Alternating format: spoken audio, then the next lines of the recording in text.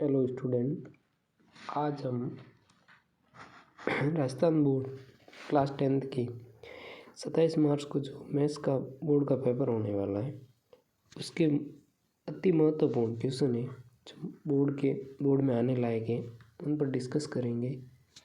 और मैंने आपके एग्जाम्पल लिए जो बोर्ड की बुक में दे रखे हैं, जो NCERT बेस है जो वर्तमान में चल रही है, और उसमें जो भी है उस हिसाब से हम डिस्कस करते हैं। और आप एक बार ज़रूर देख के जाना और इससे आपको बहुत कुछ फ़ायदा होने वाला है। ठीक है, इसी प्रकार हम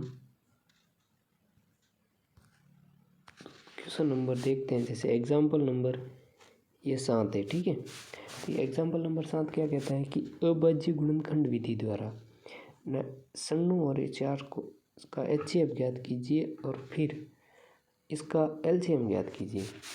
इन दोनों का क्या करना है, लसअप और मसअप ज्ञात करना है। ठीक है, तो हम कैसे ज्ञात करते हैं देखो, एक फार्मूला होता है।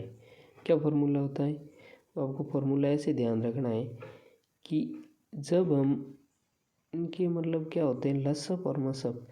लसअप कैसे ज्ञात करते हैं, इन दोनों का मल्टीप्लाई बटा मसअप। ठीक है, नहीं HCF। ठीक है, लिस्ट। तो इनको कैसे करते हैं, 104 के अभाज्य गुणनखंड के रूप में लिखते हैं। जैसे सन्नू को क्या लिखता, 2 की पावर 5 इंटू 3, और इसको लिख दिया 2 की पावर 2 इंटू 102। तो देखो इसमें कॉमन क्या आ रही है, दोनों में 2 की पावर 2 आ रही है, तो ये इसका HCF हो गया, ये नहीं, ये कॉमन चीज़ हो गई। ठीक है, इसी प्रकार साथ में इसका LCM कैसे ज्ञात करेंगे, LCM जैसे 96 और LCM साथ में करते हैं। तो LCM ज्ञात करने के लिए इन दोनों संख्याओं का मल्टीप्लाई कर दो और HCF जितना है उसका डिवाइड कर दो, आपके पास आ जाएगा डायरेक्ट ही लसअप। ऐसे भी कर सकते हो और अभाज्य गुणनखंड विधि अलग अलग उस हिसाब से भी करते हैं। ये हमारा आ गया लसअप। ठीक है, इसी प्रकार हम नेक्स्ट क्वेश्चन पे चलते हैं। नेक्स्ट क्वेश्चन क्या है हमारा, नेक्स्ट क्वेश्चन है ये। नेक्स्ट क्वेश्चन है कि क्वेश्चन उदाहरण नंबर 11 आपका, दर्शाइए कि √2 एक अपरिमेय संख्या है। ये क्वेश्चन देखो डेफिनेटली आपके ऐसा एक बोर्ड में आने के चांसेस हैं। इसको आप कैसे करना है, भले ही यहाँ पे न्यूमेरिकल वैल्यू चेंज हो सकती है, लेकिन क्वेश्चन ऐसा आने के पूरे चांसेस हैं। तो इसको आप क्या करना है कि इसको मतलब कॉन्ट्रोवर्सी यानी विपरीत लेके चलना है। ठीक है, जैसे विपरीत कैसे कि ये अपरिमेय तो आपको परिमेय लिखना है, इसके विपरीत मान लें। जैसे √3 को एक परिमेय संख्या है। ठीक है, √3 एक परिमेय संख्या है। क्या लिखा हमने, √3 एक परिमेय संख्या है। ठीक है,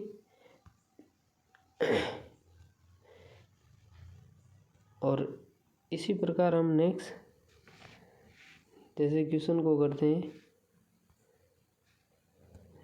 तो वो आगे एक सेकेंड, इसमें जैसे विपरीत ले लिए, हम एक ऐसी अभाज्य संख्या ए भी मानते हैं जो कि इसको इक्वल में A/B परिमेय संख्या क्या होती है, P/Q के रूप में थी, P/Q के रूप में हो गई। तो इसको पुनर्व्यवस्थित करते हैं, √2 इधर ले आते हैं, √2 ये 2, तो √2 प्राप्त हुए, ये एक प्रकार से 2 लिख दिया। ठीक है, ये प्राप्त हुई।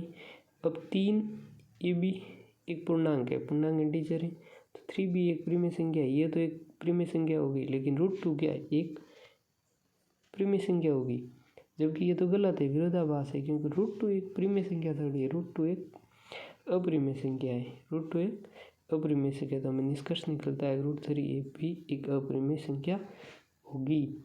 इसी प्रकार आपके डिविजन सॉल्व हो जाता है। और इसी प्रकार हम नेक्स्ट क्वेश्चन पे चलते हैं। नेक्स्ट क्वेश्चन हमारा क्या रहता है, नेक्स्ट क्वेश्चन रहता है कि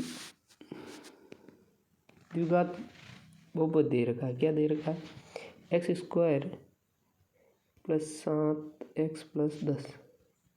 ठीक है, ये दे रखा है कि शून्य ज्ञात करने, शून्य और गुणांकों की सत्यता की जांच करनी। देखो शून्य जब भी ज्ञात करने तो आप उसको गुणनखंड ज्ञात कर दो। गुणनखंड ज्ञात किया, जैसे कि x² 7x + 10 का, तो x² + 2 x² + 5, इसके इक्वल टू 0 रख लो, ये 2 बन गए। इक्वल टू 0 तो x के 2 मान है, एक तो -2, एक आगे -5। इनकी वैल्यू यहाँ रखते ये 0 हो जाता है समीकरण, ठीक है। तो ये इसके शून्य हो गए। अब देखो योग करने के लिए हमें क्या करना पड़ता है, योग के लिए हम दोनों शून्यकों का योग करना है, ठीक है। योग किया, -7 आया, -7/1 यानी x² का गुणा किया x² का गुणा। इसी प्रकार ये इसका गुणांक है, ये हो गया हमारा, ये गुणनफल क्या है, √2 मतलब 10 हो गया, ठीक है। तो ये इसका सत्यापन भी हो गया। इसी प्रकार हम नेक्स्ट क्वेश्चन पे चलते हैं। नेक्स्ट क्वेश्चन आप भाग विधि एल्गोरिथम विधि आ गई आपके, और ये क्वेश्चन आपके बोर्ड में आने लायक है। तो इसको कैसे करते हैं कि 2√x² + 3x + 1 को x+2 से भाग दिया जाए, भाग दीजिए, ठीक है। तो ये भाग विधि, ठीक है। तो सबसे पहले क्या करते हैं, देखो ये तो आप पढ़ लेना एक बार, कोई नहीं, ये देखो मैं डायरेक्ट आपको सिखा देता हूँ। ये लिखा, तो आपको इसका पहला टर्म्स लेनी है, पहला पद क्या है, ये x वाले, ठीक है, और इसका भी x। तो देखो 2x² बटा x, x से x कैंसिल, पीछे किधर रहा 2x, तो 2x तो ये आ गया, ऊपर लिख दिया। फिर 2x को इससे मल्टीप्लाई करना है, मल्टीप्लाई किया तो फिर क्या रहा 2x + 4x, ये प्राप्त हो गया। अब इसको देखो साइन, विपरीत साइन घटा दो इसको, तो ये तो कैंसिल हो गया, ये क्या रह गया x, 3x में से 4x गए, माइनस का x रहा, +1 को 1 ऐड किया। अब देखो यहाँ क्या लिया माइनस, देखो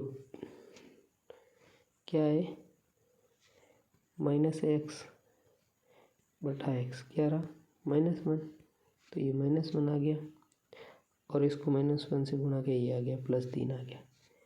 इसी प्रकार ये हमारा क्वेश्चन हो जाता है। अब नेक्स्ट क्वेश्चन पे चलते हैं। नेक्स्ट क्वेश्चन क्या रहता है हमारा, नेक्स्ट क्वेश्चन तो ये है कि निम्न द्विघात समीकरणों के मूल और उनका अस्तित्व द्विघात सूत्र का उपयोग करते हुए ज्ञात कीजिए। हम जैसे फर्स्ट नंबर क्वेश्चन करते हैं। फर्स्ट नंबर क्वेश्चन क्या है, 3x² - 5x + 2 = 0। देखो ये क्या है, द्विघात समीकरण की तुलना करते हैं। तो ए क्या हो गया 3, b -5, c क्या हो गई है, ये देखो v का सूत्र होता है b² - 4ac बराबर, ये निकालना आपको, तो b² - 24 = 1, तो 1 0 से बड़ा है, x बराबर 5 + 1 √1 है, ठीक है, बटा से, तो √1 का क्या है, ये कौन सा है पता है आपको, ये b² - 4ac वाला मान, ये तो हो गया। तो ये देखो x का 1 रखते हैं यहाँ पे, तो एक तो x बराबर 1 आ गया, 1 आ गई है, तो ये इसके क्या आ गए मूल। इसी प्रकार इसके भी कर सकते हैं। यदि 0 से बड़ा आ रहा है तो इसके वास्तविक मूल होंगे, और यदि 0 से उठा रहे तो वास्तविक मूल नहीं होंगे, तो इसमें वास्तविक मूल हमें प्राप्त नहीं होते।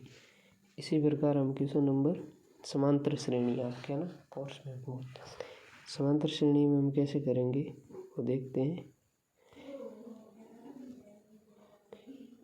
वह ए पी जिसका तीसरा पद 5 है और सातवां पद 9 है, तो कैसे ज्ञात करते हैं। तो n टर्म है, तो a⁴ a 3 - 1d, तो क्या a + 2d = 5 हो गया, क्योंकि तीसरा पद 5 है। इसी प्रकार 7 और 9, इन दोनों को हल किया तो a का मान ये हो गया, d का मान ये हो गया। इसी प्रकार हमें ये श्रेणी प्राप्त हो गई। पहला पद है, इसका सार्वंत्र कितना है, 1 है, 1 2 3 6 7, तो ये प्राप्त हो गया। इसी प्रकार हम नेक्स्ट क्वेश्चन पे चलते हैं। तो नेक्स्ट क्वेश्चन भी आपके लिए बहुत इम्पोर्टेंट है, और आप इसको भी एक बार ज़रूर देख के जाना। क्या है, यदि एपी का प्रथम पदों का योग 1000 तथा इसका प्रथम पद 10 है, तो 20वां पद कौन सा होगा। देखो S14 कितना आ गया 1050, N14 है ये 10 है, Sn पदों का योग करने का सूत्र आपको याद ही है, Sn n/2 2a n - 1d हो गया। इसको इक्वल में रखा, n का मान 14 है, a का मान कितना 10 है, 3d। ये सूत्र प्राप्त हो गया, इसके इक्वल d हो गया, क्या आ गया, सार्वंत्र आ गया।